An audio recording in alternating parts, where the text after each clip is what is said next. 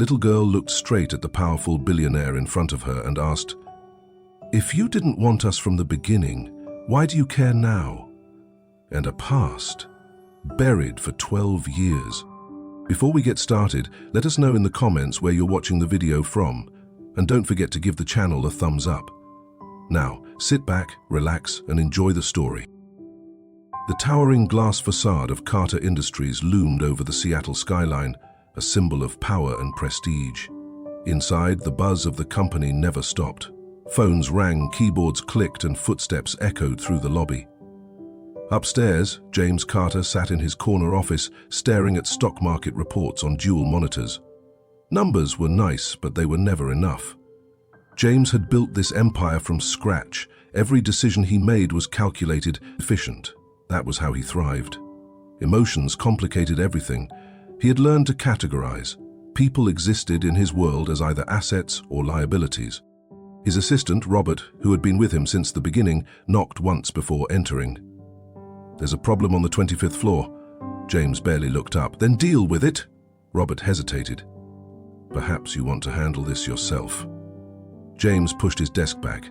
He didn't handle small problems, but Robert's tone told him this was more than a minor inconvenience.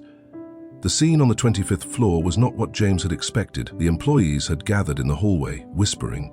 The cleaning staff's cart had been pushed aside, and in the middle of it all, a woman was clutching a young girl's hand. Sophia Morales. James recognized her immediately. One of the doormen recognized her. He had seen her in passing, always moving quickly, head down, but today she stood firm, back straight. Beside her, a 12-year-old girl clutched the strap of her backpack, looking around the sea of strangers. James's gaze swept over both of them, his irritation rising. A child in his building? In the middle of the workday? What's going on here? His voice cut through the whispers. The crowd parted as James approached. The supervisor, an older man with thinning hair, gestured towards Sophia. She brought her child to work, totally unprofessional. The employee was distracted and... "I had no choice," Sophia interjected, her voice firm. "My babysitter cancelled at the last minute. I can't leave her alone." James clenched his jaw. "That's not my problem." Sophia's fingers tightened on her daughter's shoulders. "I just need a few hours." James was furious. Rules are rules. He couldn't let employees bring their children to work like the office was a daycare. "You should find another solution." His voice was cold. "This is unacceptable." Sophia flinched, but didn't look away. "I understand," she said, her voice quieter. "I'll take her home." "That's not necessary." His tone was decisive. "You're fired." A gasp rippled through the staff. For the first time, little Isabella spoke. "If you didn't want us the first time, why do you care now?" She looked straight at James. The hallway fell silent. James felt a strange sensation in his chest. The words, the voice, the way she looked at him. A dozen memories tried to rush back, but he pushed them away. There was something familiar about this child. Sophia squeezed Isabella's hand. "Come on, mija." Her voice was firm, but James recognized the tremor in it. She turned away before he could say anything. James stood there watching them go, his mind clouded by something he couldn't quite understand. The low murmur of voices rose behind James as he walked down the hall, but he barely paid attention to them. The staff whispered, their curiosity piqued, but none of it mattered. James Carter was not a man to be swayed. He had spent years building a reputation for absolute control, for unwavering certainty. He thrived on precision, on predictability. Yet there was something about that moment, those words, those eyes, that unsettled him in a way he couldn't quite explain. As Isabella disappeared around the corner, a slow breath escaped his lips, though it did nothing to ease the anxiety that was spreading in his chest. He was a man who thrived on logic, who dismissed distractions without a second thought. But this wasn't just a distraction. This was something else. James returned to his office, the towering windows framing the skyline behind him. He sank into the leather chair, his fingers laced together as he stared into space. He had walked away, as he often did, closing the door and expecting it to close, but the child's words echoed in his head, repeating like a song he couldn't turn off. "If you didn't want us the first time, why do you care now?" The words themselves meant nothing. They were the kind of bitter remark he'd heard in countless boardroom arguments, in bad business deals. The words were meant to hurt, but the way she said it, the slight waver, the barely contained fire that hurt, was different. James tugged at the knot of his tie, an unnatural tingling spreading across his skin. He didn't like the feeling. He didn't like not knowing why his mind kept returning to a child who was nothing more than an employee's daughter. But deep down, something told him it wasn't over, not even close. For the rest of the day, James threw himself into work, reviewing contracts, answering the phone, reading emails, but no matter how hard he tried, he found his mind drifting. He would start to sign a document, only to have his pen stop as memories pulled him back, to her eyes, her words, her face. He shook his head, forcing himself back to work. It was ridiculous, there was no reason for it, but the feeling was still there. A few hours later, Robert, his longtime assistant, knocked on the door, entering without waiting for permission. "You've been staring at the same file for 20 minutes, Robert said, raising an eyebrow. James didn't look up. "I don't have time for whatever you're implying." Robert was silent for a beat, then crossed the room, placing a fresh cup of coffee on the table. "You're not usually distracted." "I'm not distracted." A sly smile played at the corners of Robert's lips. "That's right." James finally looked up, his eyes sharp. "Do you need anything?" Robert snapped. "I just wanted to let you know that security picked up an unauthorized visitor today. A child wandering into restricted areas." He paused, waiting for a response. "She was apparently with Sofia Morales, the doorman you fired." James tightened his grip on his pen. Robert, astute as ever, didn't miss it. "What are you thinking?" James forced himself to lean back, his expression unreadable. "No." Silence again. Then Robert nodded slowly, as if saving the moment for later. Okay. Let me know if anything changes." With that, he turned and left, closing the door behind him. James sighed, rubbing his temples. He was being ridiculous, he knew it, but logic had nothing to do with it anymore. That girl, Isabella, wasn't just a child, and deep down, he was beginning to understand why. James didn't sleep well that night. He lay in bed, staring at the ceiling, feeling something strange creeping into his mind. Doubt. And James Carter didn't doubt. But this time, he did doubt, and something told him it wasn't over yet. The office was dark, the Seattle skyline stretching endlessly beyond the glass. James Carter leaned against his desk, arms crossed, eyes fixed on Robert, his longtime assistant. There was something about Robert's hesitation, the way he stood with his hands clasped in front of his chest, that made James nervous. "Do you remember that trip to San Juan?" Robert's voice was cautious, even. James frowned. 13 years ago? He shook his head. "Almost." Robert nodded. "You met someone there, didn't you?" James stiffened. Memories flooded back, warm nights, Sophia's laughter carried by the ocean breeze. But that was a lifetime ago. Robert exhaled slowly. "James, Sofia Morales, the woman today, it was her." The words landed like a punch to the chest. James stared at him, the way she looked at him, the fire in her eyes. His breathing was slower now, heavier. "And the girl?" His voice was quieter this time. Robert hesitated, then looked him straight in the eye. "She's 12, James." Something inside James twisted. "No, that couldn't be.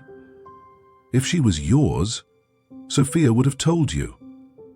The words rang out sharply, certain, but deep inside doubt crept in. Robert said nothing. He didn't need to. James grabbed his coat. That night, he found himself standing in front of a dilapidated apartment complex on the outskirts of Seattle. His intuition told him the truth before Sophia opened the door, and when she did, her eyes were blazing with anger. "That's right. Isabella is your daughter, and we don't need you." James felt his world fall apart. From inside, a small voice spoke. "Mom?" Isabella appeared in the doorway, her eyes glancing at him. James froze, because those were eyes exactly like his own. James stood frozen in the doorway, his eyes fixed on Isabella. The air in the cramped apartment was stifling. Sophia stepped in front of Isabella, instinctively shielding her. "I told you, we don't need you. Go back to your skyscraper and your conference room, James." His throat felt tight. "Why didn't you tell me?" Sophia laughed bitterly. You think I didn't try? I wrote you a letter, James, I told you. But I guess you were too busy climbing to care. James frowned. What letter? His voice was low, calm. He had never received anything. Sophia's lips pressed together. It doesn't matter now. You weren't there. She grew up without you. And we're fine. He turned to look at Isabella, who stood with her arms crossed. There was something distant in her eyes, something that made James feel like a stranger trespassing on sacred ground. Isabella, he began, unsure of what to say. What do you want? To play dad now? She interrupted sharply. You're just a rich guy. You're not my dad. James felt the words sting. He had been prepared for anger, even tears, but this cold rejection was worse than anything he had been prepared for. Sophia took a step closer, lowering her voice. Go away, James. We don't need this. He sighed. I'm not leaving, not this time.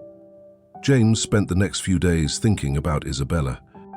His assistant, Robert, noticed the change immediately. You're not yourself, Robert commented as he placed a report on James's desk. James barely looked up. Have someone check for any undelivered letters from Puerto Rico from about 13 years ago. I want to know if she actually tried to contact me. Robert hesitated. Sir. James finally met his eyes. Go ahead. Robert nodded and left the room. James leaned back in his chair, sighing. How had he missed all of this? Somehow, the most important thing in his life had slipped through his fingers without him even realizing it. His phone vibrated. A text from an unknown number. Stay away. Sophia. James stared at the message for a long moment before locking his phone. He wasn't going to listen. A week later, James was outside Isabella's school. He saw the kids running out, their laughter echoing across the parking lot. Then he saw her. She was walking alone, headphones in, a backpack slung over one shoulder. He hesitated, then stepped forward. Isabella! She stopped, turned slowly. Her expression flashed with annoyance. What are you doing here? I just want to talk. I don't want to talk. She started walking again. James kept his pace. I know it's a lot. I know you have no reason to trust me, but I want to get to know you. She stopped abruptly, turned to face him. Why? Because you feel guilty? Because you're tired of being rich? Her voice dripped with sarcasm. James sighed. Because I was supposed to be here, but I wasn't. And I can't change the past, but I can try now. Isabella looked at him for a long moment, then shook her head. You can't just show up and pretend to care. I do care. Then where were you? Her voice was hoarse. Where were you when I was afraid of the dark? When I had to make my own birthday cards because my mother couldn't afford them? Where were you when I needed a father? James didn't answer. His chest tightened as he saw the flash of emotion in her eyes. But before he could say another word, Isabella took a step back, her arms crossed defensively. Her voice was cold, almost emotionless. Leave me alone. James froze as she turned, walking briskly, disappearing into the sea of students pouring out of the school doors. He wanted to call out, to say something, anything, to make her stop, to make her believe that he wasn't here to hurt her. But no words came, and she was gone. A feeling of helplessness weighed heavily on him. The weight of 12 years of separation weighed on his chest, heavier than anything he'd ever felt. He'd spent his life fixing things, controlling things, figuring things out. But here, with her, he was powerless. And yet, despite everything, he wasn't going anywhere. James knew he had to take a different approach. He couldn't buy his way into her heart, nor could he demand to be her father when he'd been absent for so long. Instead, he started small. One evening, while sitting in his office, he called Robert. Find out what Isabella likes, her favorite foods, her hobbies, anything. Robert hesitated before answering. Are you sure? I know she won't welcome you with open arms. James sighed. I know, but I need to start somewhere. The next day, Robert sent him a list. Isabella loved baseball. She'd always dreamed of going to a Mariners game, but never had the chance. She loved art, but the supplies were often too expensive for Sophia to afford. She liked sweets in her strawberry milkshakes, and she hated math, but was great at writing. James studied the list as if it were the most important document he'd ever read. He memorized every detail, determined to use each one as a stepping stone. The first time they met again, he kept his distance. Outside the school where she was waiting for Sophia, James stood by the car, hesitating before finally walking towards her. He held out a small leather-bound sketchbook, nothing fancy. "For you," he said simply. "No expectations. That's all." Isabella's brow furrowed as she stared at the book in his hands. She didn't reach for it right away. Instead, she looked at him with sharp, skeptical eyes. "Do you think this can make up for everything?" James looked her straight in the eyes, unflinching. "No, but it's a start." For a moment, silence fell between them. Then she slowly took the book, turning it over in her hands. Something flashed across her face. Not quite acceptance, but not quite rejection either. She tucked the book under her arm, then turned to look at the school doors, where Sophia had just appeared. Without another word, Isabella walked away, leaving James standing there. But this time, she didn't tell him to leave, and James decided that was enough to keep trying. As the days passed, James continued to show up.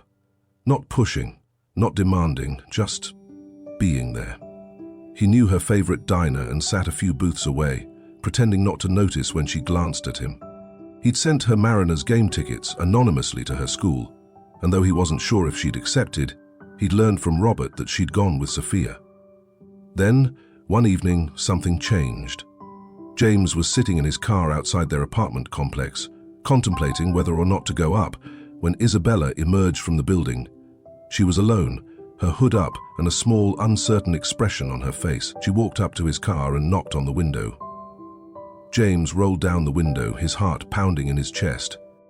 She hesitated, then finally asked, "Do you really think you're going to change anything?" James considered his words carefully. "I don't know, but I'm not giving up." Isabella studied him for a long moment before pulling something out of her pocket. It was a sketchbook, worn around the edges, the pages a little creased but well used. "It's not bad," she muttered before stepping back. "Just don't expect anything." James smiled. "I won't." She nodded, then turned and walked inside. James hesitated, then took off his jacket and draped it over her shoulders. At first she froze, then surprisingly she didn't. "Want something to eat?" he asked. She looked up at him. "Whatever." "Do you know what tacos are?" James smirked. "Teach me." And for the first time she smiled. Just a little. That night, Sophia found them sitting outside a small taco stand, Isabella laughing as she explained the difference between real tacos and the stuff rich people eat. James, for the first time, just listened, absorbed in the moment. Sophia moved closer. "What are these?" Isabella looked between them and shaved. "Just tacos." Sophia sighed, looking at James. "I told you to stay away." James looked her straight in the eyes. "And I told you I wouldn't." Isabella looked at them both, chewing thoughtfully. She didn't say it, but something had changed that night. For the first time, she wasn't entirely sure she wanted him to leave. The next day, James sat in his office, staring into the dim light of the desk lamp. His mind was racing with thoughts of Isabella, her cold words still echoing in his head. He had spent the past week trying to break down her walls, but it wasn't enough. He needed more. One thought lingered. Sophia had said she had written to him. But what if she had? What if she hadn't lied? He picked up the phone and called Robert. "I need you to find an old letter," James said. Robert, accustomed to his boss's sudden requests, didn't question. "What am I looking for?" "Something sent from Puerto Rico about 12 years ago, from Sofia Morales." Robert hesitated before answering. "I'll do my best, but it's been a long time." "I don't care how long it takes, find it." Days passed, and James buried himself in work as a way to forget. But every time he saw father and daughter together, at restaurants across the street, he felt a pang of regret in the pit of his stomach. Then, late one afternoon, Robert walked into the office with an envelope in his hand. It was old, slightly yellowed, the edges frayed from years of neglect. "We found it." James took the letter slowly, his fingers tightening around the paper. "It was never delivered," Robert explained. "The address was wrong. It got lost in the system." James opened the letter, his pulse pounding. The handwriting was familiar, neat, but shaky. As he read, each word cut into him like a knife. "James, I don't know if you'll ever read this. I don't even know if it'll ever reach you. I'm pregnant. It's yours. I didn't expect anything from you, but I thought you should know. I thought you'd want to know. I thought you were different. But I guess I was wrong. She kicked when I called your name. I wondered if she'd ever see you. I won't beg you. If you care, you'll come. If you don't, we'll be fine without you, but I need to know, James. Tell me you never meant to leave us. Sophia James put the letter down, his hands shaking, a suffocating weight pressed against his chest. She tried, she told him, and he never knew. 12 years. 12 years of thinking she'd kept Isabella from him, when in reality it was fate, chance, a single mistake that had kept them apart. He clenched his jaw as something inside him cracked. Regret, anger, guilt. He'd spent years blaming her, but he'd been blind. He picked up his keys and walked out of the office. He needed to see her. Sophia opened the door and saw James standing there, a letter clutched in his hand. The expression on his face, rough, pained, made her stomach clench. "What do you want, James?" she asked, folding her arms. He handed her the letter. "I never got it." She frowned, glancing down. Then realization flashed in her eyes. She took a sharp breath. "Where did you get it?" "The post office lost it." His voice was hoarse. "I never read it. Until now." Sophia held the letter like it was something fragile. Something that carried old pain she'd buried long ago. Her fingers trembled. Then, slowly, she tore it in two. James's eyes widened. "Sophia?" "It doesn't matter anymore," she interrupted. Her voice was shaky, but her eyes were fierce. 12 years, James. 12 years without you. Do you think that changes anything?" James swallowed. "It changes everything." Sophia laughed bitterly. "No, James, it doesn't change anything. You weren't there. Isabella learned to walk without you. She cried for me when she was scared at night, not you. You can't just show up and expect the past to be rewritten." His throat tightened. "You would never have left if you had known. But I did." Her voice was softer, but there was no forgiveness in it, only exhaustion. "And we moved on." James looked past her, into the small apartment where Isabella's drawings were plastered to the walls, where a pair of sneakers too small for him to understand lay near the door. He had missed everything. Isabella's voice suddenly rang out from the hallway. "Mom?" Sophia turned, and James caught a glimpse of the girl he should have known all along, his daughter. Sophia turned to look at him. "Stay away, James." She closed the door. James stood there for a long time, staring at the old wood in front of him. He had come here thinking he could show her the letter, thinking it would solve everything. He had been wrong. That night, James sat in his apartment, staring at the letter again. His chest ached. The weight of everything, his absence, Isabella's cold eyes, Sophia's words, overwhelmed him. And he won't give up. James had always been used to seeing his name in the papers. He had built his empire in the public eye, weathering scandals. But this was different. The headline was on every major news site. Billionaire CEO James's secret daughter.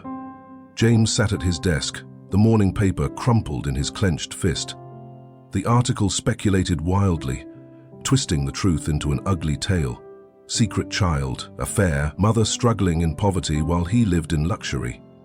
There were photos, blurry shots of Sophia leaving their apartment, Isabella walking beside her, unaware that cameras were capturing her every move. This was not what he wanted. His phone buzzed on his desk. He knew who it was before he even looked at the screen. Margaret. His mother. James sighed and answered. Her voice was sharp, calm. "What have you done?" He closed his eyes for a moment, then opened them again. "It's complicated." "Not anymore. This damn news is all over the place. Our name being made fun of because of a woman and her child. Do you know how bad this is?" James rubbed his temples.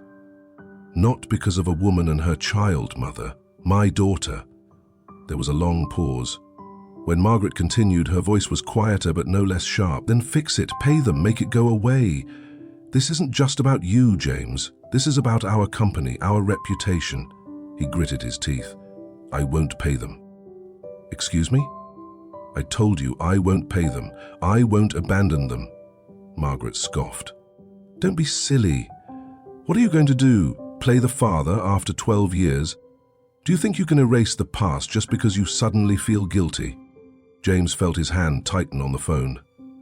I don't expect to erase anything, but I will be in my daughter's life, whether you like it or not. His mother's voice turned icy. You've always been stubborn, but this, it's reckless, and if you don't, I will. The line went dead. Meanwhile, in a small apartment across town, Sophia sat hunched over the kitchen table, her phone buzzing incessantly. Friends, distant relatives, reporters, all wanting to get a comment, a reaction, a piece of her life. She raised a hand to her face, exhausted. Across from her, Isabella sat silently, scrolling through her own phone. Her small fingers gripped the device. "Mum?" Isabella whispered, almost a whisper. "Is this true?" Sophia held her breath. "What do you mean?" The girl hesitated, then turned the screen toward herself. It was a social media post, a side-by-side photo of her and James Carter. The resemblance was uncanny. The caption read, "Like father, like daughter." Sophia's heart ached. "Bella, are you hiding him from me?" Isabella's voice was trembling. Sophia reached for her daughter's hand, but Isabella pulled back. "That's not it, Mija. He doesn't know, I think. What do you mean? That I don't want to know who my father is?" Isabella's eyes burned with emotion. "That I want to meet him." Sophia opened her mouth, but no words came out. Isabella stood abruptly. "I want to meet him." Sophia shook her head. "No, this is not the time. It's all messed up, Isabella. The media is everywhere. People will twist this into something ugly." "But it's my life," Isabella protested, "not theirs and not yours." James wasn't surprised when his mother's next move came quickly. A legal notice had arrived at Sophia's house. Margaret had hired a powerful attorney to file for custody of Isabella, claiming that James had the right to be a part of her life and give her a better future. Sophia's hands shook as she read the notice. Anger, fear, and betrayal welled up inside her. James, he had done it. He had promised not to ruin their lives, and yet here they were, caught in a mess neither of them wanted. She picked up the phone and called him. James answered on the first ring. "Sophia, how dare you?" she seethed. "You said you wouldn't force your way in, and now your lawyer is trying to take my daughter away from me?" James frowned. "What are you talking about?" "Don't play dumb, James. Your mother just filed for custody." His stomach dropped. "What? No, Keep it." Her voice was cold. "I never should have let you near her. I should have protected her from you." The call ended, and for the first time, James felt helpless. He hadn't, but his mother had, and now Sophia wouldn't let him near Isabella. The final blow won. James thought things couldn't get any worse, because now his daughter hated him too. The next morning, the sun was just breaking through the clouds in Seattle, casting a grey hue over the city. Isabella walked through the school hallways, backpack slung over one shoulder, eyes glued to her phone as she tried to avoid the stares of her classmates. Ever since the article had gone viral, she had been nothing short of a sinner. She hated it. Whispers followed her. "That's the CIO's girl. Imagine finding out your dad is a billionaire overnight." "Yeah, and then he tries to bribe his way into her life." Her fingers clenched into fists. Then, suddenly, the world tilted. A sharp pain shot through her chest and her breathing quickened. The voices around her became distant. Then, darkness. Sophia's phone buzzed on the kitchen counter just as she was mopping up a stubborn stain on the office floor.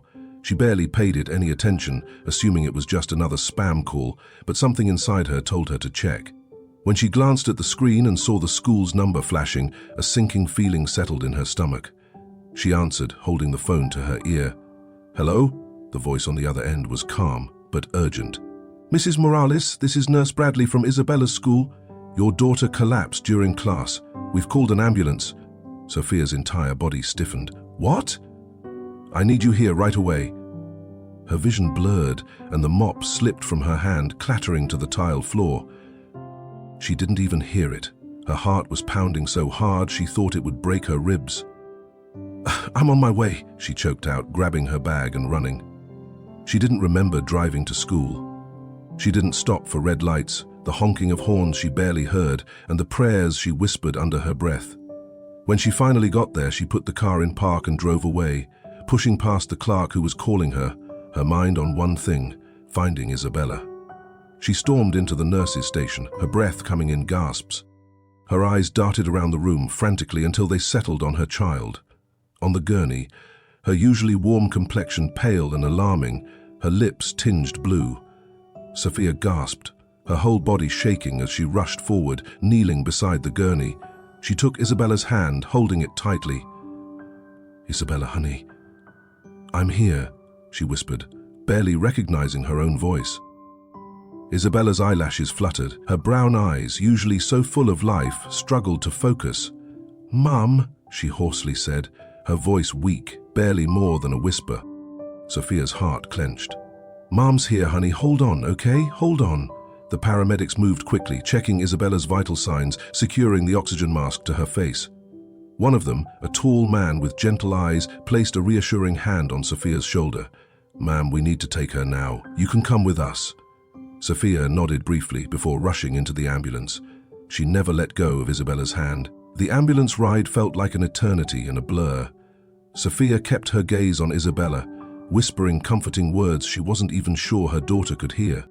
She stroked her hair, kissed her forehead, fought back the panic that threatened to overwhelm her. At some point, her phone rang again. "James." She hesitated for a split second before answering. "Sophia?" His voice was sharp, urgent. "What's wrong?" She struggled to form the words. "It's Isabella. She collapsed." The silence on the other end of the line was stifling.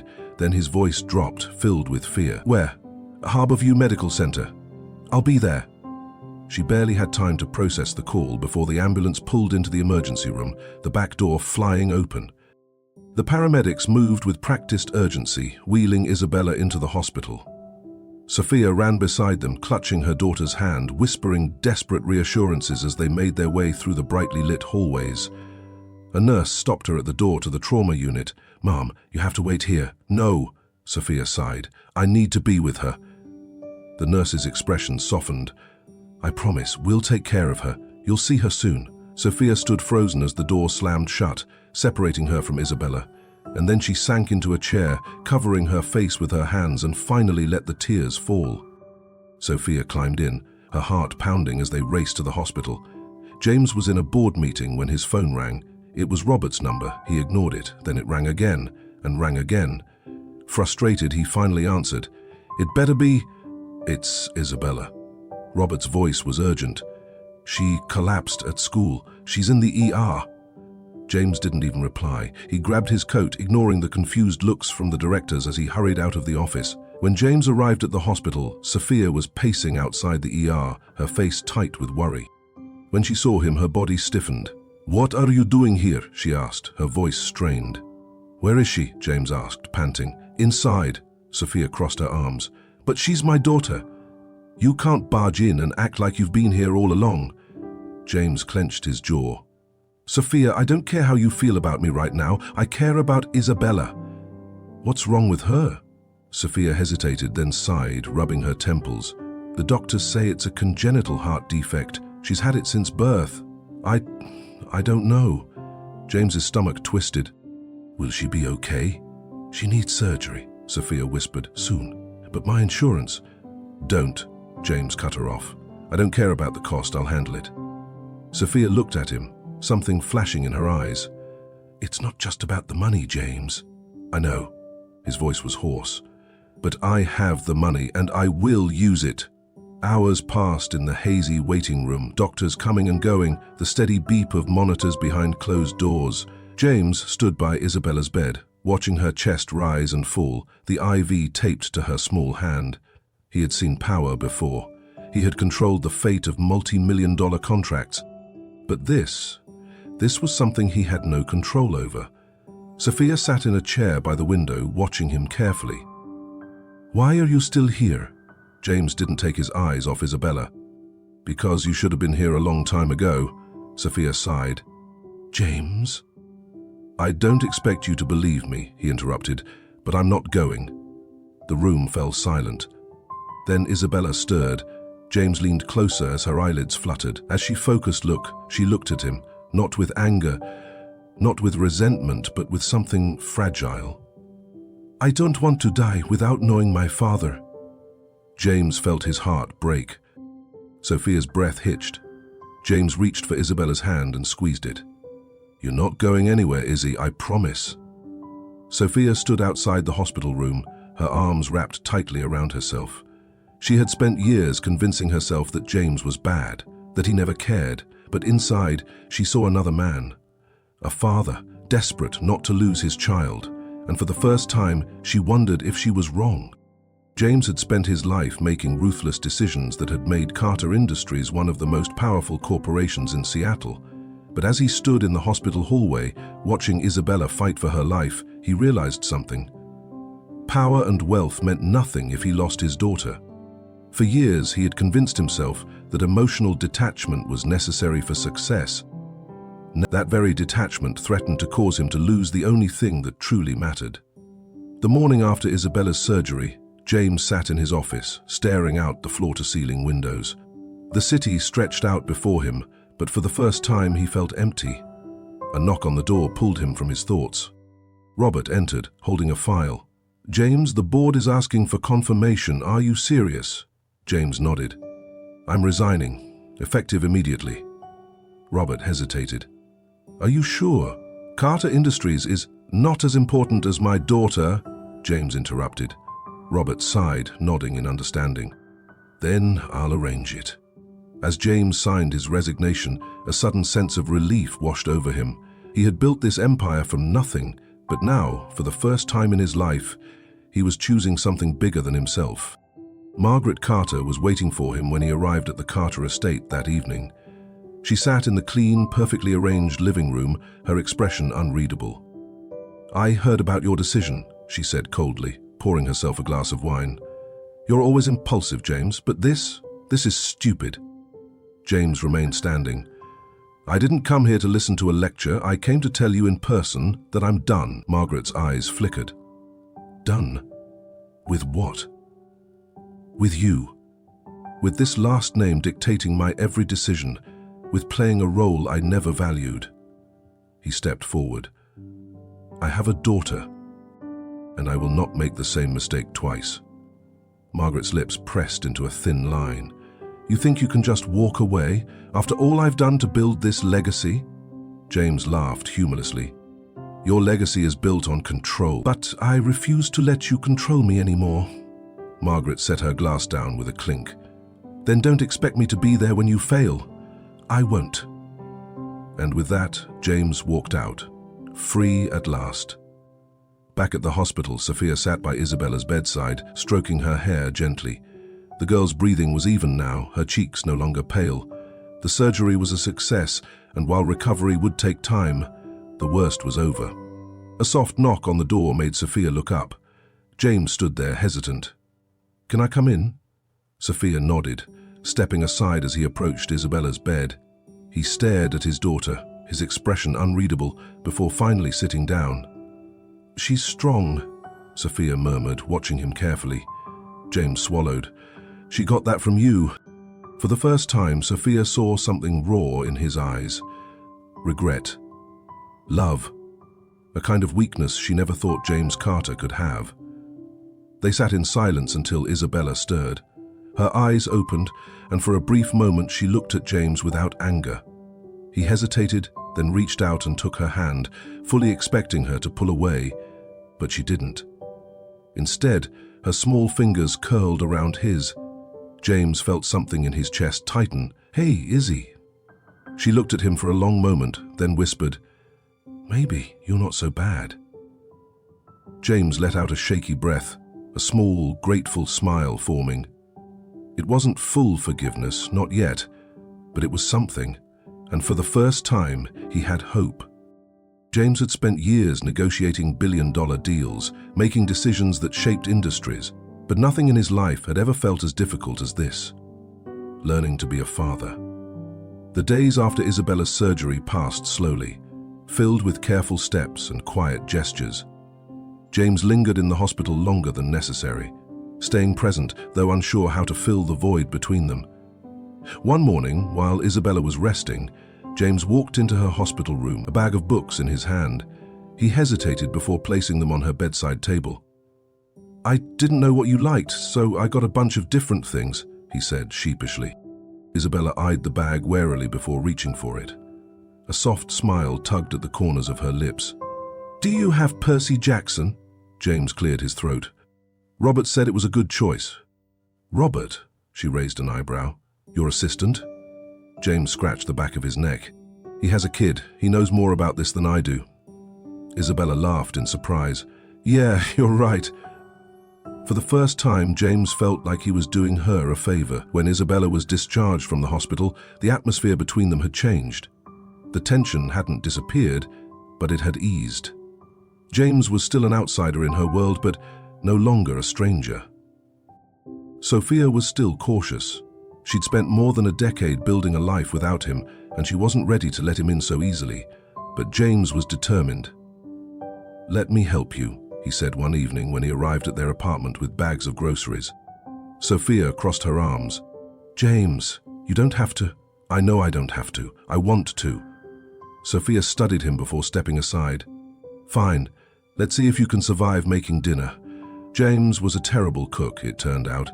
He stood in the kitchen, his sleeves rolled up, reading a recipe on his phone. "How hard can tacos be?" Sophia watched with amusement as he fumbled with the stove. "For someone who runs an empire, you're surprisingly bad at this." "I don't handle fire hazards at Carter Industries." Isabella, sitting at the counter, snorted. "Mom, he put the tortillas in the microwave." James turned around, defensive. "I thought that would be faster." Isabella giggled, a sound that warmed the room. Sophia smiled. "I'll make dinner. You set the table. Not perfect, but okay." Days turned into weeks, and James was present in their lives in a way he never had been before. He picked Isabella up from school, learned her favorite snacks, helped her with her math homework, even though he was terrible at algebra in high school. One Saturday, as James struggled with an equation, Isabella sighed. "Oh, a billionaire can't do fractions. I'm losing faith." James sneered. "In my defense, I pay people to do the math for me." Sophia, watching from the kitchen, shook her head. "You're hopeless."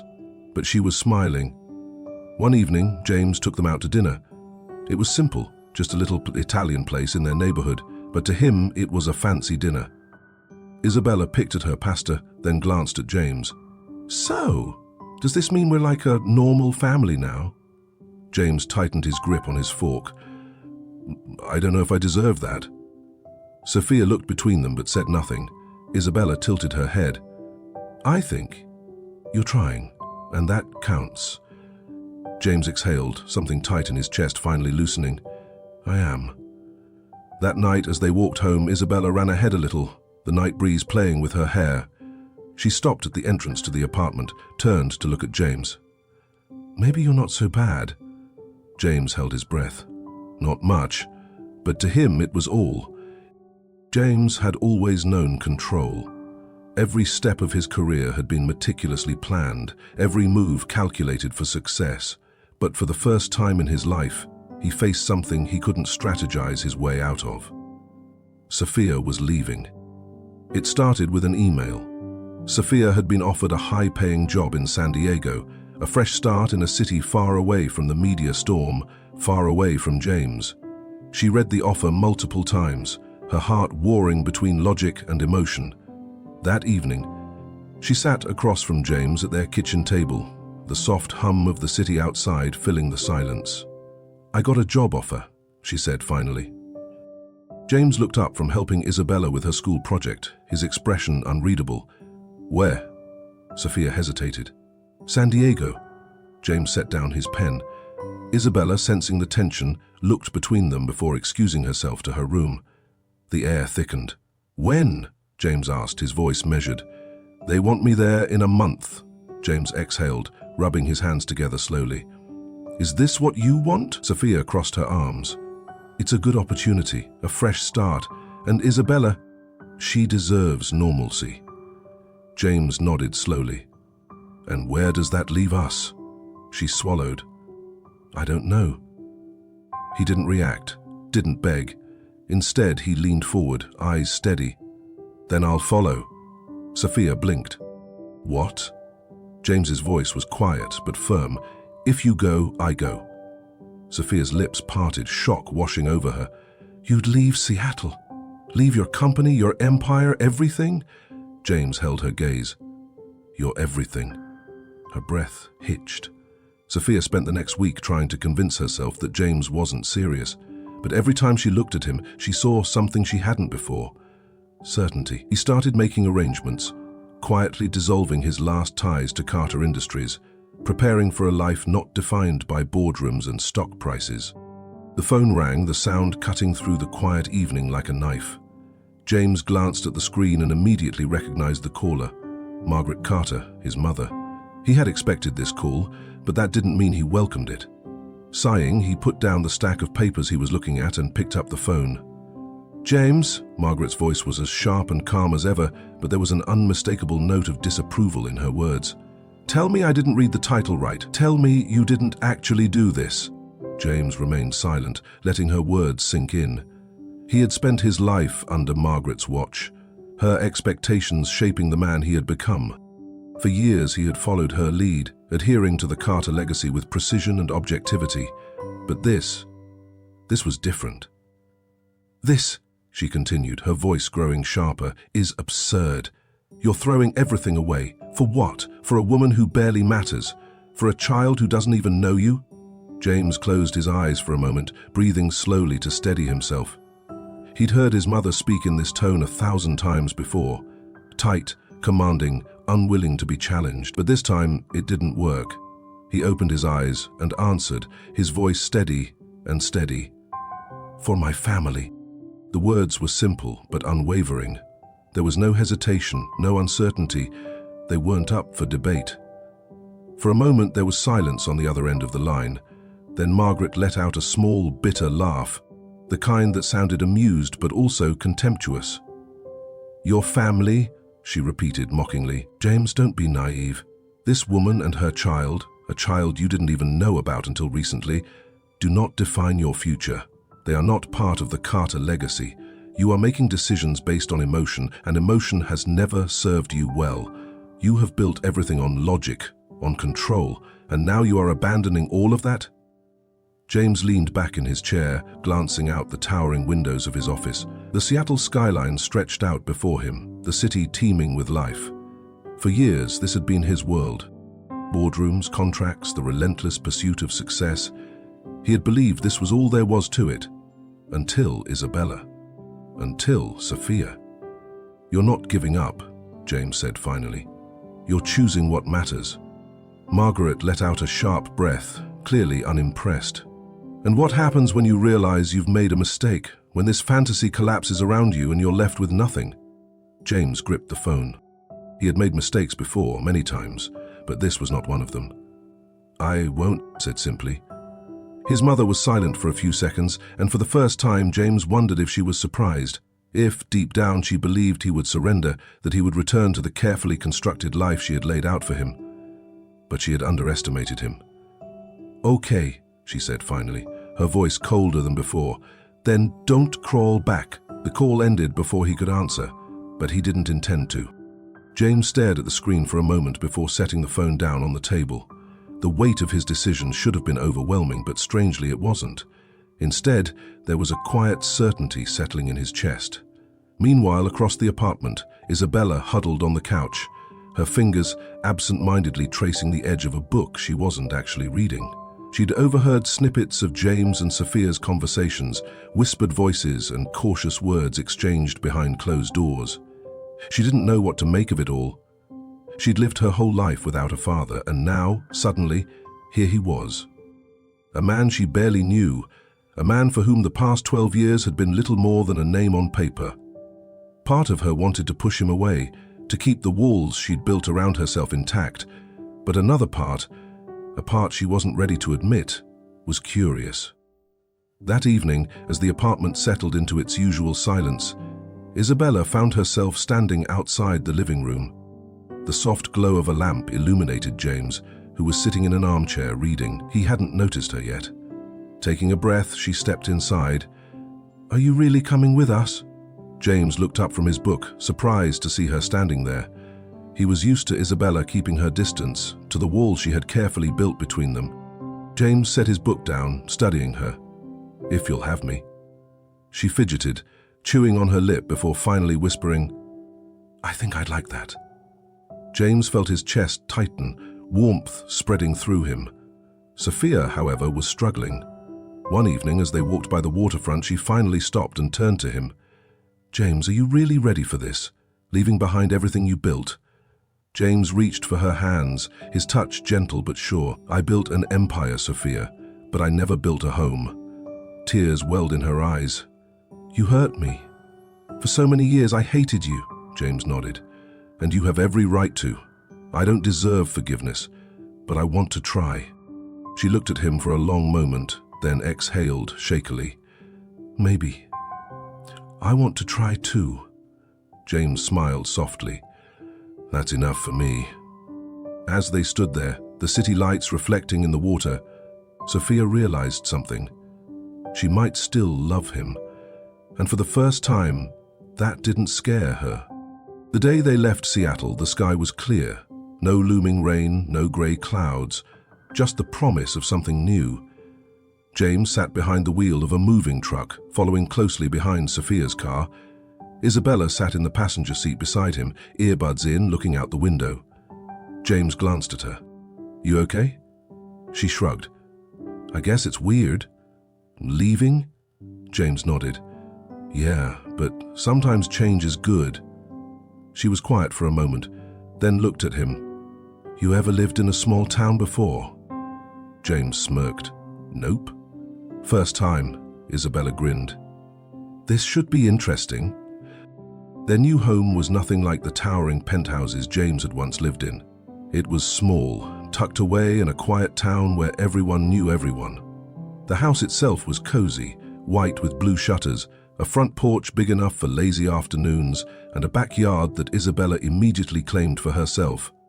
Sophia stood on the porch, watching James struggle to bring in furniture. "You know, billionaire hands aren't really made for manual labor." James wiped his brow. "Guess I'll have to adapt." Sophia smiled. "I think you will." James didn't just move, he started over.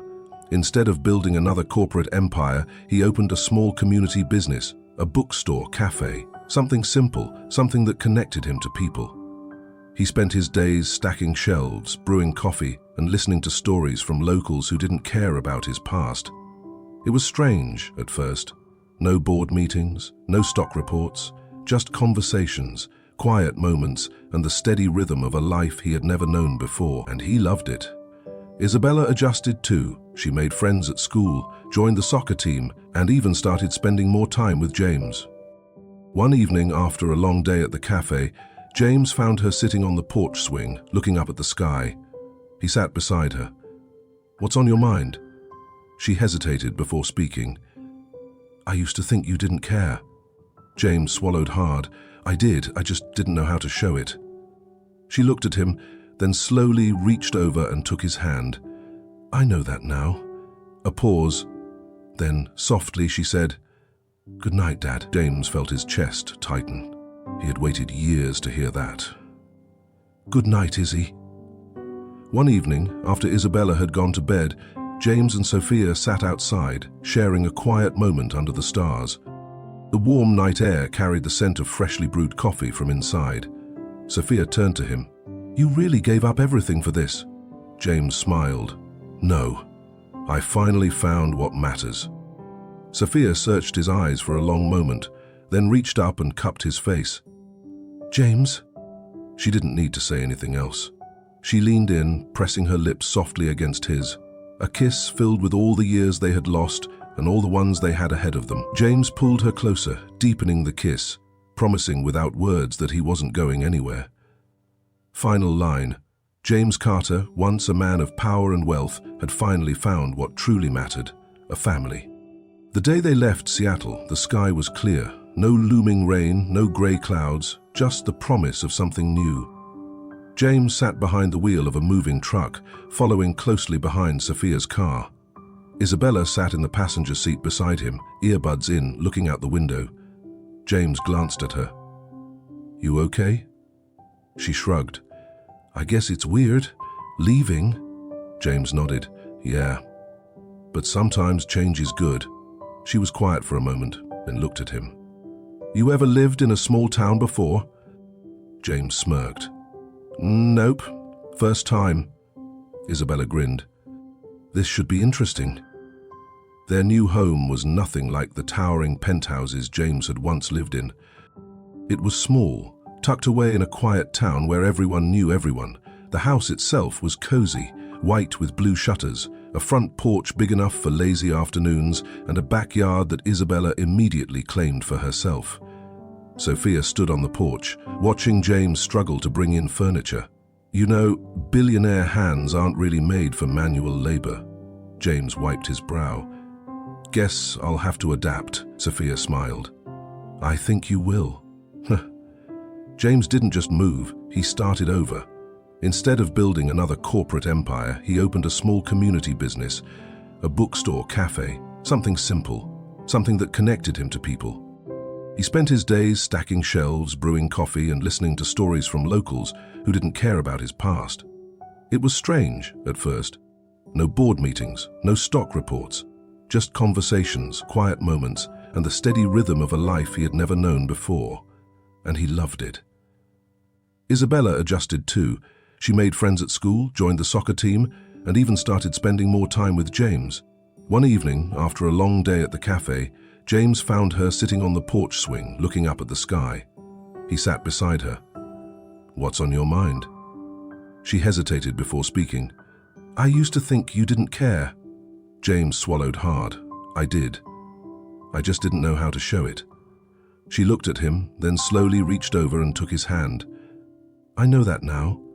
A pause. Then, softly, she said, Good night, Dad. James felt his chest tighten. He had waited years to hear that. Good night, Izzy. One evening, after Isabella had gone to bed, James and Sophia sat outside, sharing a quiet moment under the stars. The warm night air carried the scent of freshly brewed coffee from inside. Sophia turned to him. You really gave up everything for this? James smiled. No. I finally found what matters. Sophia searched his eyes for a long moment, then reached up and cupped his face. James, she didn't need to say anything else. She leaned in, pressing her lips softly against his, a kiss filled with all the years they had lost and all the ones they had ahead of them. James pulled her closer, deepening the kiss, promising without words that he wasn't going anywhere. The months that followed were a quiet kind of beautiful. James settled into his new life, learning how to be a father, a partner, and just a man who didn't define himself by success alone. One Sunday afternoon, Isabella sat on the cafe's counter, swinging her legs as she watched James attempt to decorate a cake for Sophia's birthday. That looks terrible, she said with a grin. James sighed dramatically. You could at least pretend to be supportive, Isabella shrugged. I don't lie to family. James paused at that. Family. You know, Isabella continued, I used to wonder what it would be like if you had been there from the start. But now, I think this is better. Because you chose to be here. James set down the piping bag and looked at her. I'll always choose you, Izzy. Her smile was small but genuine. Yeah, I know. That evening, they celebrated Sophia's birthday on the back porch, surrounded by new friends from town. There was laughter, warmth, and something James had never truly understood before, peace. As the candles flickered on Sophia's cake, she closed her eyes, making a wish. When she opened them, her gaze found James's. He didn't know what she had wished for, but when she leaned in, kissed him softly, and whispered, I love you, he knew his wish had already come true. What do you think about James's decision? Can love make up for lost time? Comment below and let's chat. Don't forget to like, share, and subscribe to the channel so you don't miss the next meaningful stories.